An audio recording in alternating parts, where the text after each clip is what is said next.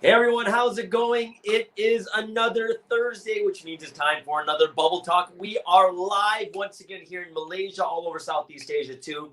It is 8 p.m., so we know what time that is. It is time for another Bubble Talk. Today is the 42nd episode, which is kind of cool because, that's my age. I don't know. I just wanted to say that. Either way, quick shout outs to everyone who came out early. There's Rita, Jenny, Yanlan, Jason, too. And Emily, thank you for coming out early and just chatting up a storm over there on YouTube right now. What you guys drinking right now? I am drinking, I've already drunk half of it because I was really, really thirsty. This is an Earl Grey milk tea, 0% sugar with herbal jelly. Delicious. What are you guys drinking out there? These are last week's winner of bubble tea. Go put them up here. Who are last week's winners? It is Melissa from Malaysia and also Rosarin from the Philippines. Thank you so much for sending your pictures. You are proof that we are literally really sending out free bubble tea. So I hope that everyone doesn't think we're faking these people out. These aren't pictures of people that we just got off the internet holding bubble tea. These are real people that are watching. Okay, so what is today's topic? Today's topic is very, very interesting, right? Because today we're going to give out bubble tea too, just like we did last week and every single week, except, that 1 week instead we did an iPad. That's much different, right? What we're going to talk about today is about freedom.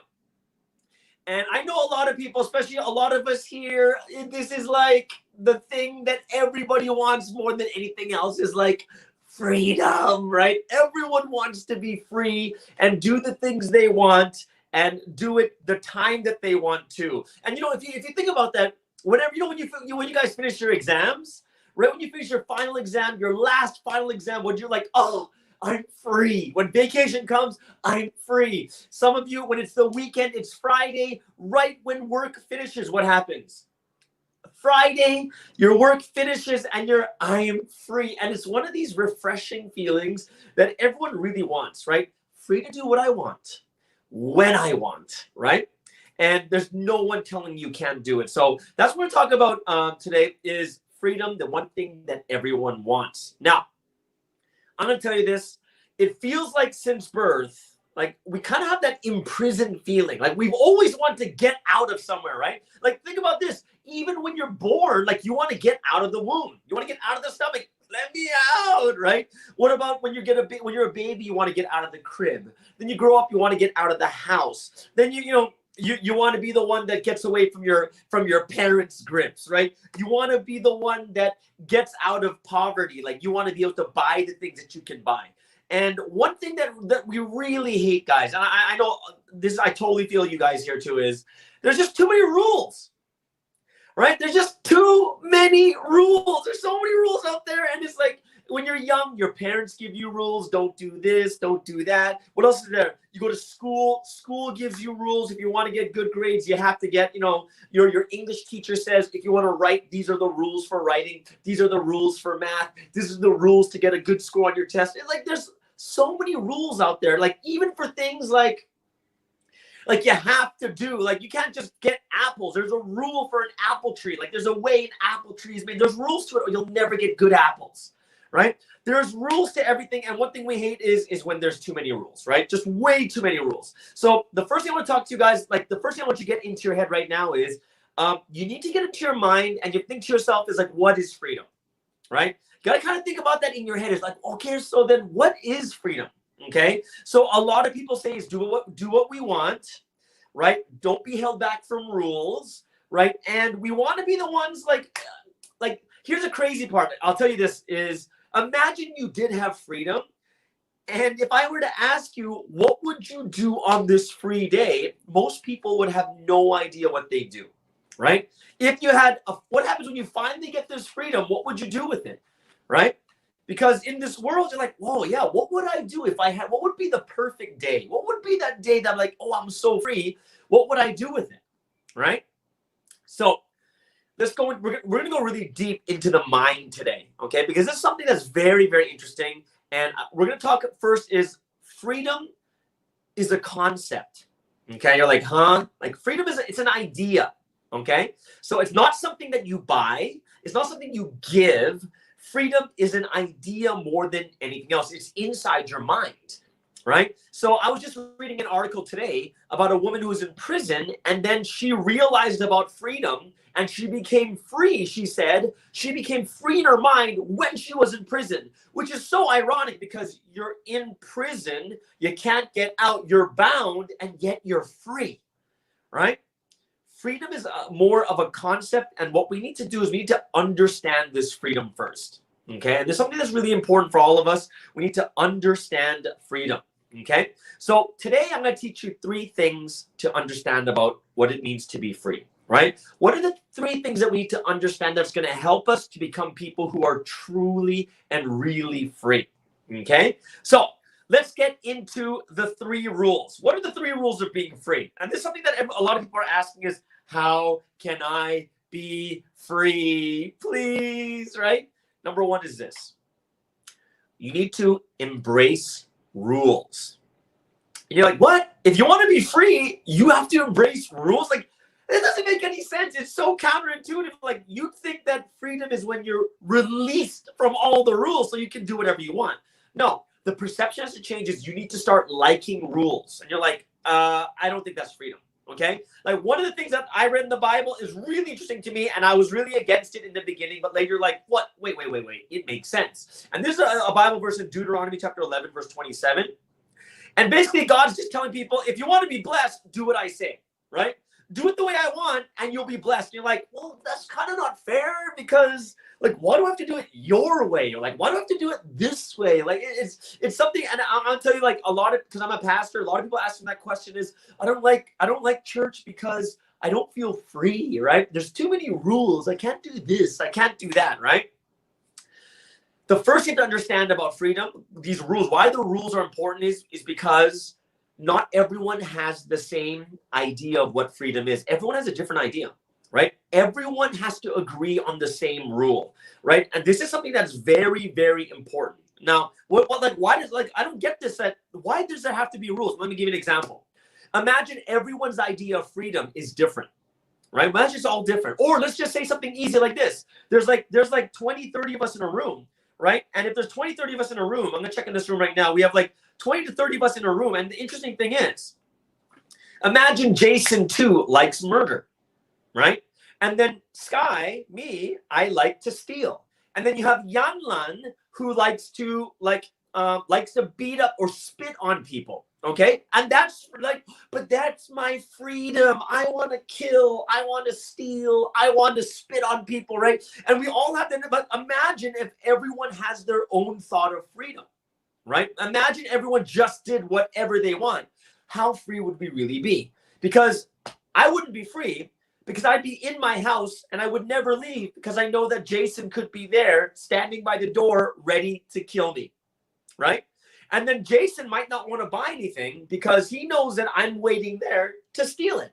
Right. And what happens is if everyone has their own idea and there are no rules, we're actually not free.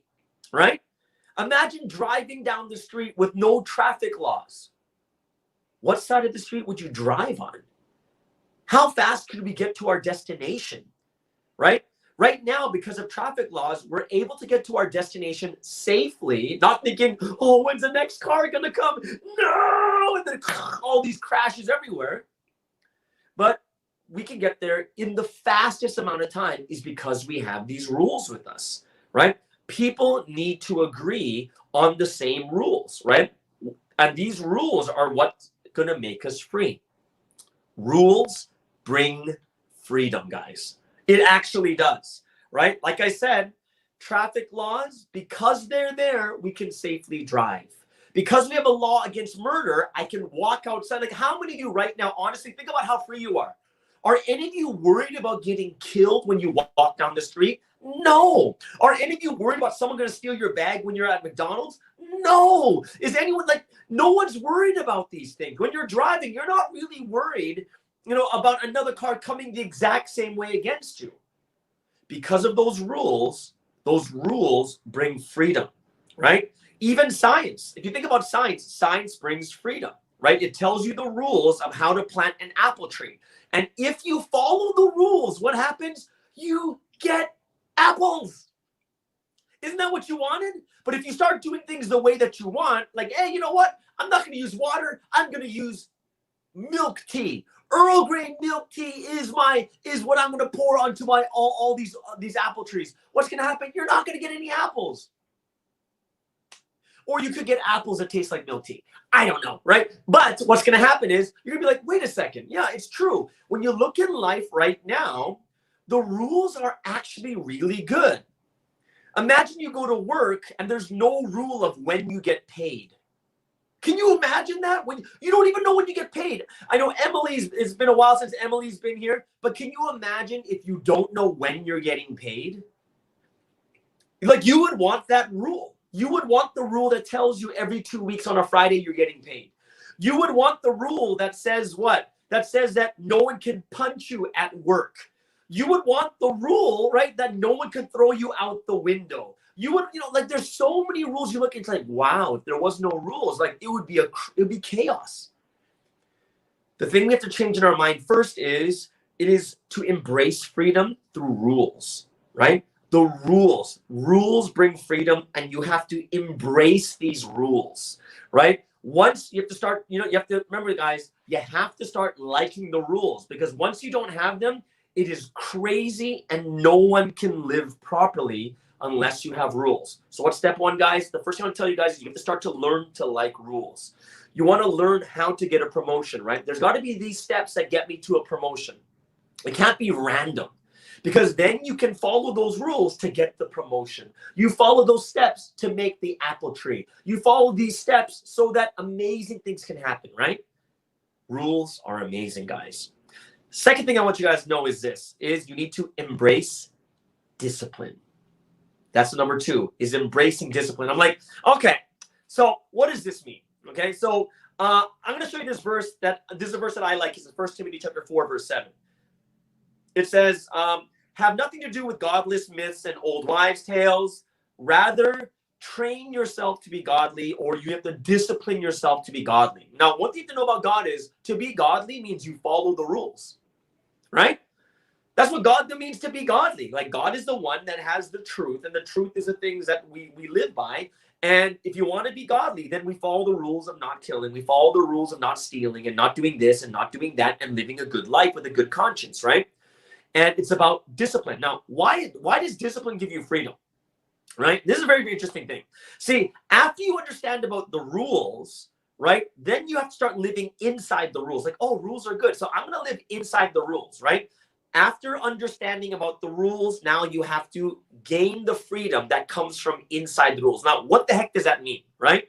What does it mean, gain freedom from inside the rules? So now that we know the rules are good, now we go into this system and realize that inside this system of these rules, there is freedom, okay? Now, I still don't get it, right? It's very conceptual. So the thing I want to tell you is you are imprisoned by inability. You are imprisoned by inability. What does that mean? Some of you are working, some of you go to school, some of you are at, school, work, family. You have all these things. But if you don't know how to do these things, and if you're really bad at them, or even like sports, and you keep losing, you hate it. It's frustration. There's no freedom in it if you keep losing. There's no freedom if you're someone who's doing sales and you never make a sale. There's no freedom there, right? There's no freedom. You're not getting the sales. You're not making any money, right? There's no freedom when you don't know, like, you want to be an engineer, but you have no idea what it takes to be an engineer, right? Inability actually imprisons you. Like, you hate it. You're so frustrated when you can't do anything. So what has to happen? The freedom comes from you disciplining yourselves into mastery, because freedom comes when you do really well at something, right? What does it mean to embrace discipline? You have to embrace discipline that even though I'm not good at it, I'm going to discipline myself to practice over and over and over again, following the rules so that I receive freedom, right? For me, as I was an athlete in high school, I was a basketball player. And, when I was like 13 years old, I was terrible. I wasn't a very good player, right? But when I was 14, I changed a lot, because me and my brother, we would play basketball for 3 months straight every day, 6 hours a day, just doing layups and shooting and shooting. We're just training and training. It took discipline. And then from there, what happens is from 14, basketball became fun. It became fun because I had the basics, because I was getting better at it. I'm able to be free to shoot and do all the things that makes the game fun. Think about this. At your job, there's a big difference between someone who sells zero and someone who sells the best in all of the nation and that's making like 50,000 ringgit a month. There's a huge difference because freedom comes with this mastery. You have to embrace discipline. Remember, first you embrace the rules, like rules are okay.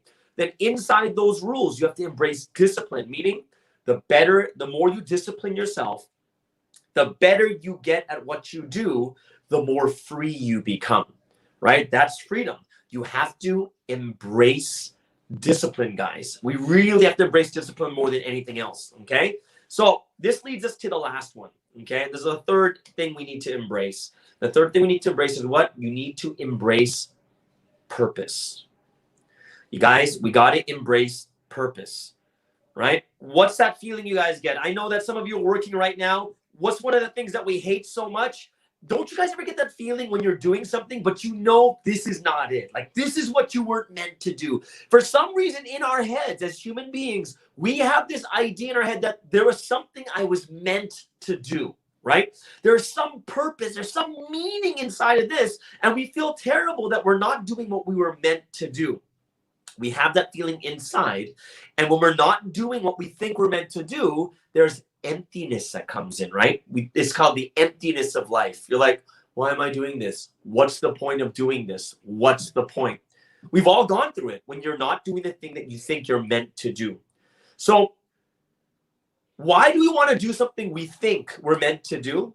Is because when you get to that level of doing what you're meant to do, or you really feel that this is what you were meant to do, there's joy, there's passion, there's like this energy that surges in you, like, yes, this is, and you just put everything and you're all into it, right? That becomes a life of joy and passion when you really feel you're doing what you're meant to do. See, here's a question that might come up is like, well, how do I know what I'm meant to do, right? What your purpose is different than what you want to do. It's not about what you want to do, guys. Like, that's the one thing to get out of your head. Your purpose has nothing to do with, I want to do this. That's my purpose. No, it's not always the case.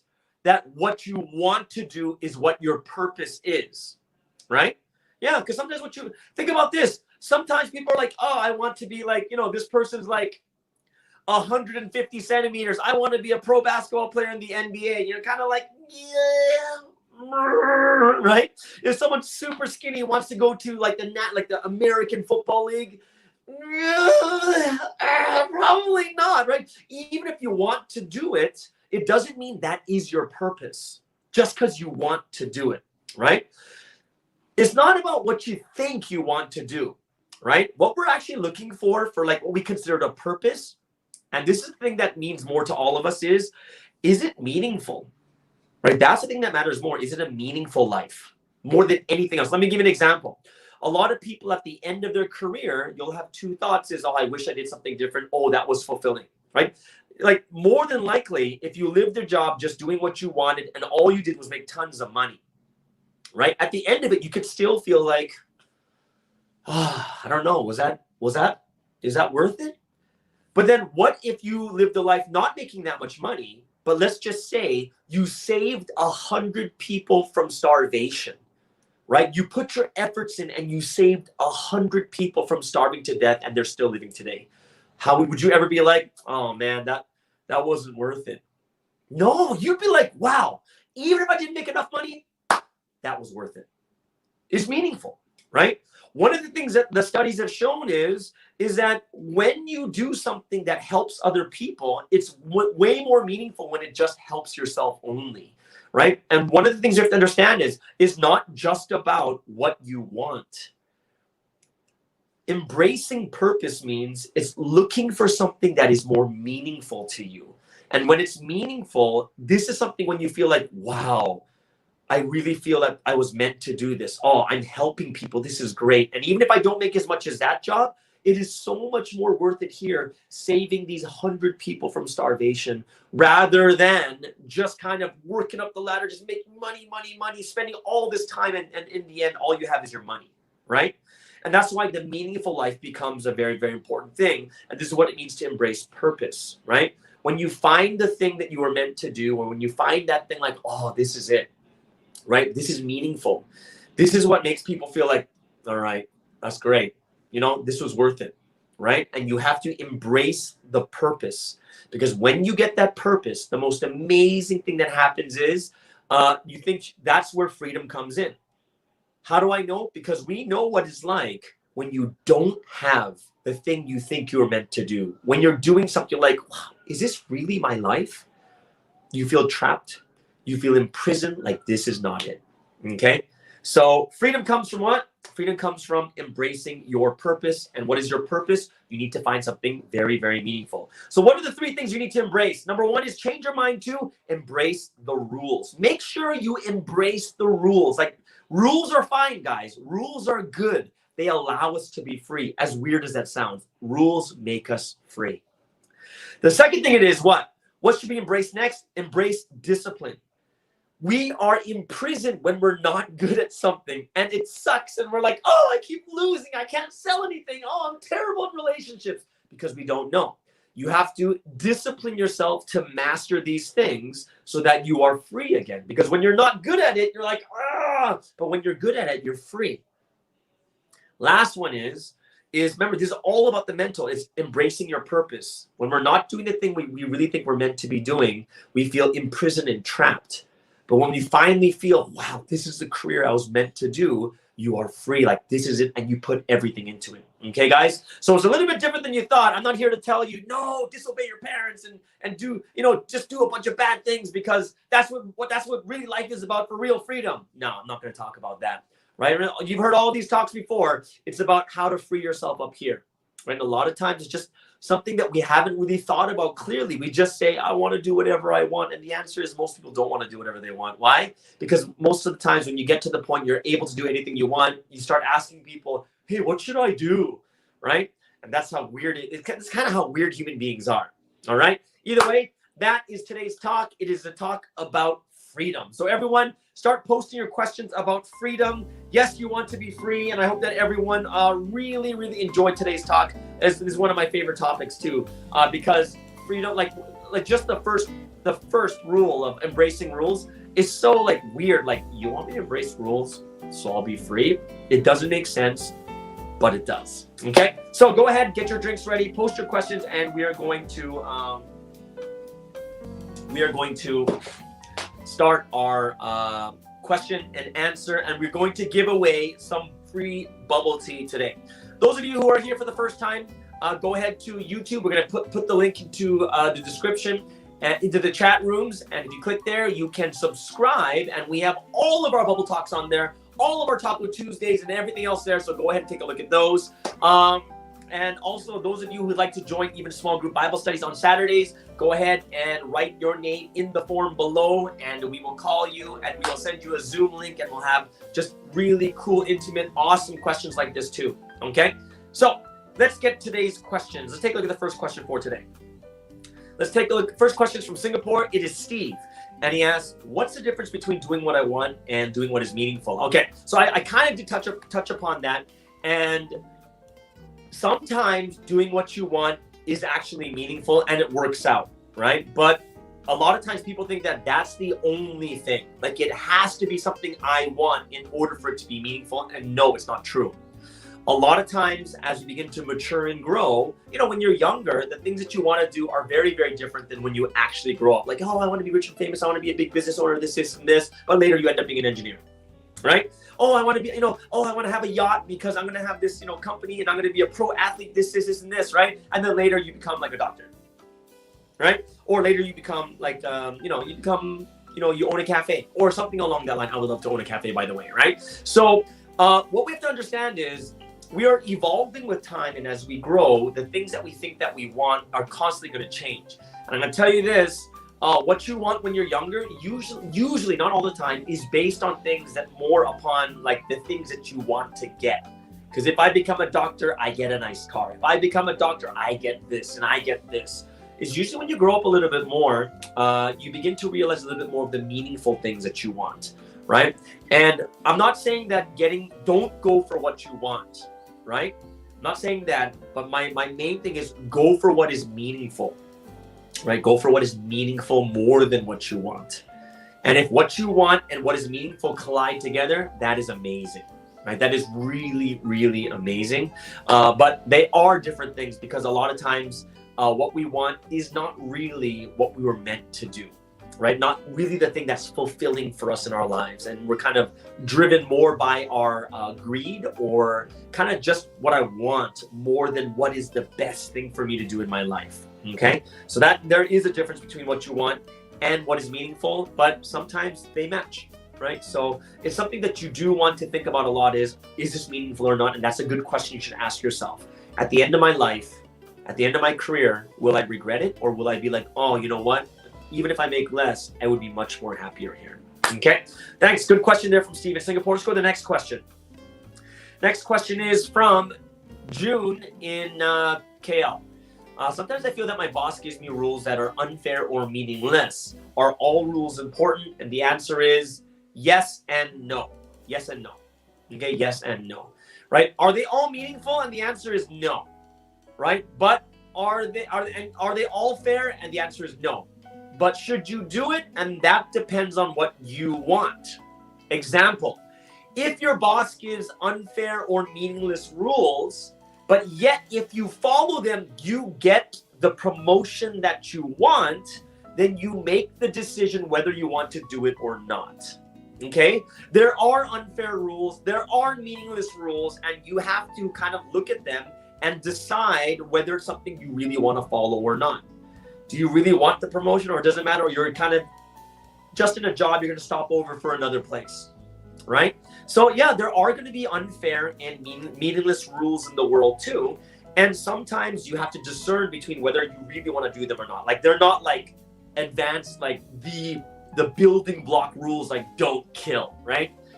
You know, it's like if the manager's like, hey, every Friday we wear orange, right? Well, if you follow what the boss says, he's going to like you more. Maybe I'll get a better chance of a promotion. Those are things that you have to discern on your own, right? And some of them are unfair, and some of them are stupid, meaningless, but it's okay, right? Sit there and discern which one you like, and you choose the path that you want, okay? Let's go to the next question over there. We're going to, what's the next question? Jakarta over there in Indonesia. This is Jenny. And she asks, is there ever a situation where there's freedom and having no rules? And the answer is kind of. Like, for instance, one of the biggest reasons why we have a lot of rules is because there's a lot of people, right? Which means the less people there are, the less rules that you need, right? Because when you're like 1 million people, how many different types of people are there? There are so many different types of people. You need to account rules that will allow everyone to survive well, right? Like, say, traffic laws with like red lights and green lights, right? Stop signs, everything else. But if there's only 5 people on an island, you don't need traffic laws. You just don't. You don't need a red light and green light where, there's only 5 people on an island and you're like sitting there at this red light, like, gosh, like, how long do I have to stay here? But it's an island and there's only 5 people. You don't need traffic lights, right? So the less and less people there are, the less rules are necessary. However, you'll always need rules. It's just less, right? Even if you live by yourself, you have rules for yourself too. You do. Some people have rules of what time I wake up. Some people have rules for how much I do or exercising, or what I eat. There's rules for everything, right? Even when you're by yourself, there are rules you put for yourself, as in what kind of clothes I want to wear. There's a rule of the style of clothes I want. There's a rule for the way I do my hair. There's a rule for, like when you sleep, where you sleep. There's all these things you put on yourselves too, right? So there's not really a place where you'll have 0 rules. Not really. And it won't last very long. But the smaller the group is, the less rules that are necessary. Okay? All right, let's go over to, is it time for a question? This is for the bubble tea question for today. Oh, guys, this is going to be a tough one. Okay, it's a tough one. Quiz time for the free bubble tea. The question is, Chris Hemsworth plays which superhero? Go ahead and write down your answer. I'm not going to say it's Superman because it's not. It's not Batman either. It's not Iron Man. It's not Spider-Man. You know, it's not Aquaman. It's not even like something man, right? It's just like one word, right? I'm not going to give you any hints. I'm not going to say like he holds a hammer or something. I won't give you any stupid hints like that or anything. Okay, let's go into the next one. Let's go to the last question for today. And this comes from Glory Tangororang. Okay, I don't know how to say it, guys. I'm sorry. Glory Tangor. Okay. Glory from the Philippines. I love the name, though. The name's awesome. Glory. Oh, all right. Must be Christian. Glory Tangororang from the Philippines asks, what should you do if you are put in a situation where you need to break rules in order to produce a positive effect? For example, saving a life. Okay. And like I said, those are going to all be situations in life where you have to discern yourself. And of course, I would say the same thing as a missionary, right? Imagine you're a missionary going to North Korea, and in your bag you have textbooks that are really Bibles with their covers changed, but they're really Bibles, right?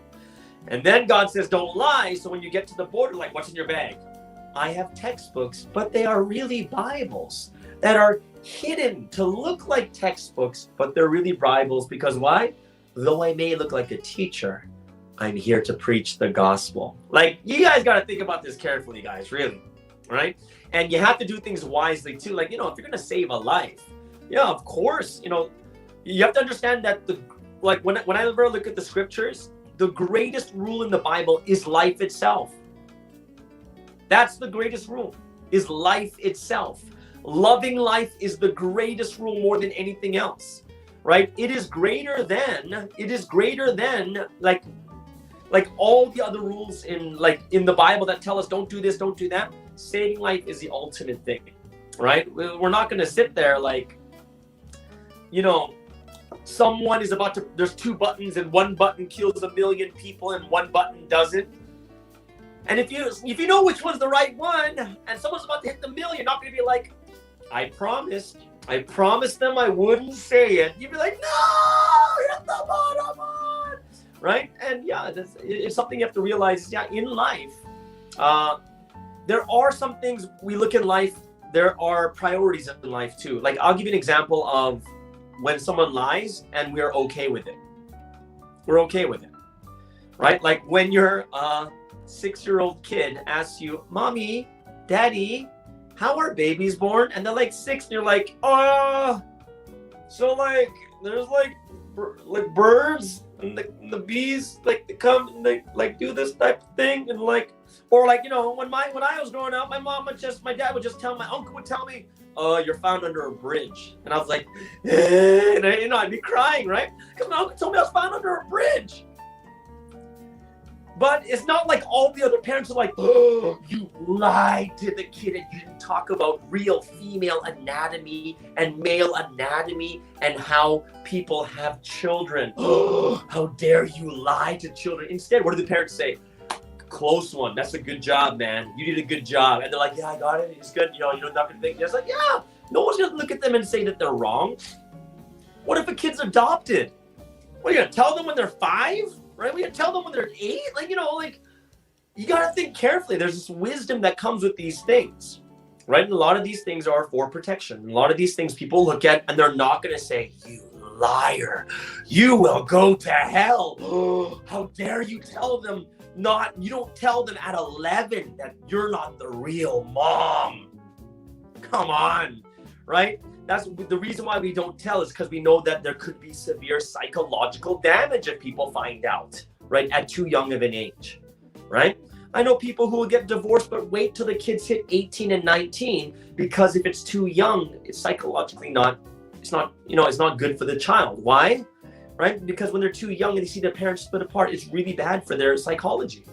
And that's why the parents will pretend and say, oh, yeah, mom and dad are together, but they're really not. Oh, we love each other, but they really don't, right? So, there are some things that we have to use a lot of wisdom in, right? And if you look throughout the Bible too, the Bible has lots of different hints of these types of wisdoms, right? And it's something that just in society in general, we accept them as like not really lies. It's more of like protection for the young ones or protection for people, right? So it is something that when it's something as crazy as like saving someone's life, I think everyone would understand. I really, really do, right? And most people will be like, yeah, you did a good job. You did a great job there. Okay. I don't think God is going to be like, why did you lie about the Bibles that were hidden as textbooks when you went over to Korea? And you'd be like, well, God, and then they would have taken it. Then I couldn't do my job. Then I couldn't save the 1,000 people that you wanted me to save over there. Right. So yeah, it's a great question, but in life too, these are regular things that is very socially and everyone accepts it. And in the Bible, there are situations like that too. We can get into that at another time. Okay. Thank you so much, Glory, for that wonderful. There's Diane in the Philippines. Another question. Diane Infante. Cool. Oh, you got a picture up there too.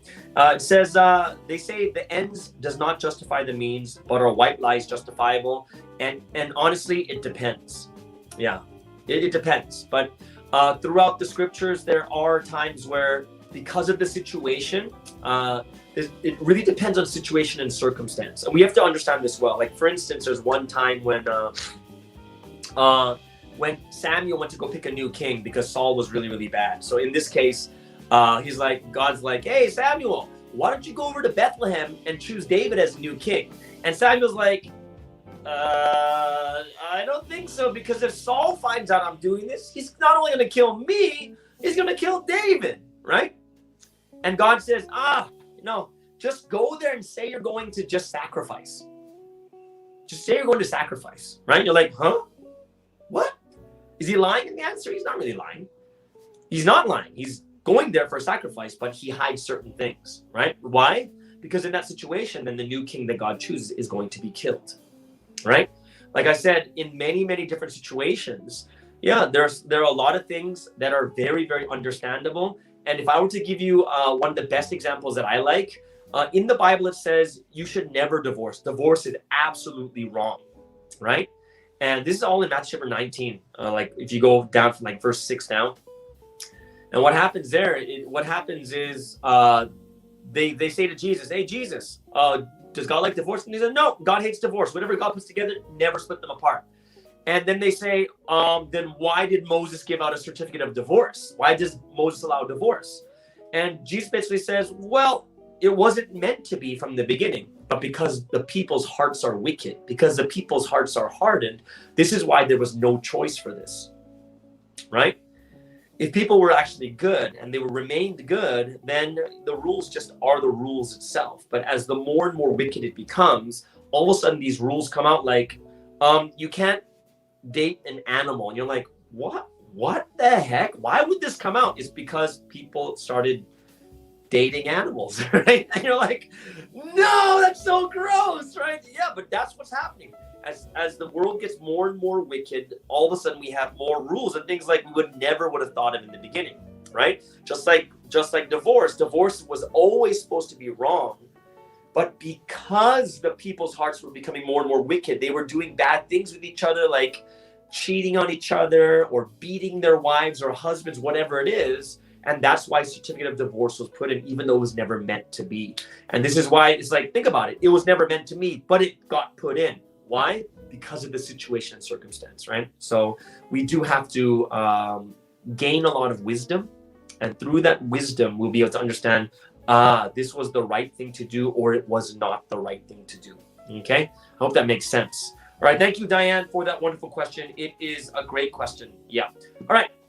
So that is today's last question. I hope you guys had a wonderful time. Congratulations for you guys who, there's another question. Okay. It says, I don't see it. The question just went away. Is the question back? What's that question say? No. Oh, they say no question. Okay. If that's it, then that is the end of today's Bubble Talk. Hope you guys really enjoyed it. It was number 42. Hope you guys had an amazing time. So let's take a look at the winner for today's quiz. The winning number today is the 9th answer. And I do got to tell you this, guys, is when these things come out, it's different on everyone's computer, like the order. So you might think, oh, I won, but it might not be you, okay? Number 9. So who are the winners today? Today's winners of the bubble tea is Pauline Yap on Facebook and Jason 2 on YouTube. So please email us, espressowithsky@gmail.com. And don't forget to take your picture. Pauline, you might want to give that drink to Yu Yan, right? Either way, everyone, have a wonderful day. Congratulations to everyone. We'll see you guys again next week. Bye-bye. Started out great.